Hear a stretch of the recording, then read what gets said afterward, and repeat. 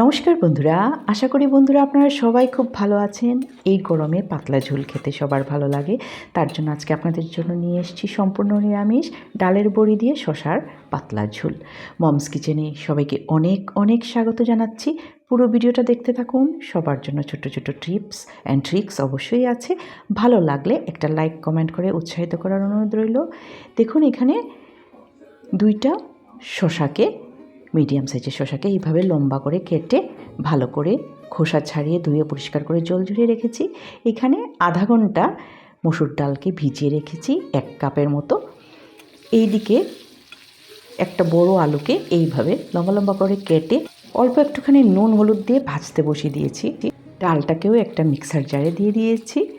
এদিকে আলুটাও ভাজা হয়ে গেছে, নামিয়ে নেব। আর ডালটাও বাটা হয়ে গেছে। ডাল বাটার মধ্যে পরিমাণ মতো নুন হলুদ গুঁড়ো আর কালো জিরা দিয়ে ভালো করে মেখে নেব। ডালটা একটু আধা আধা বাটা হলে ভালো হয়। এইভাবেই বেটেছি আমি।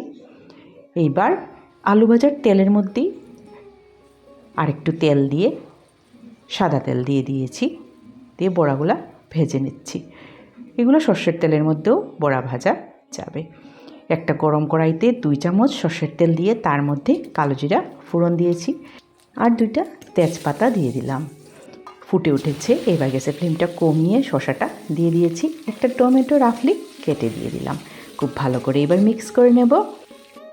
এইবার স্বাদ মতো নুন দিয়ে দিলাম, হলুদ গুঁড়ো, একটুখানি জিরে গুঁড়ো, ধনে গুঁড়ো আর লাল লঙ্কা গুঁড়ো দিয়েছি, যেই লঙ্কা গুঁড়োতে ঝাল কম।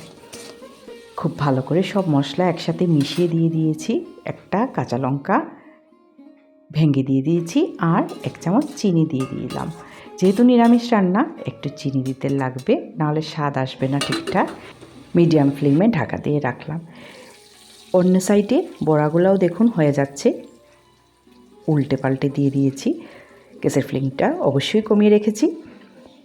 ঢাকা খুলে সবজিগুলোও একটু দেখে নিচ্ছি, আবারও একটু ঢেকে দিলাম। আর এইদিকে বড়াগুলোও খুব ভালোভাবে ভাজা হয়ে যাচ্ছে।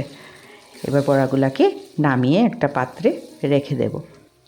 গরমে এইরকম পাতলা রান্না আমরা সবাই খেতে ভালোবাসি আর পেটের জন্য অনেক ভালো। খুব সাধারণ রান্না কিন্তু খেতে দুর্দান্ত। এই সাইডে আমার শশাটাও ভালো করে রান্না হয়ে গেছে। খুব ভালো করে রান্না হয়ে গেছে দেখুন।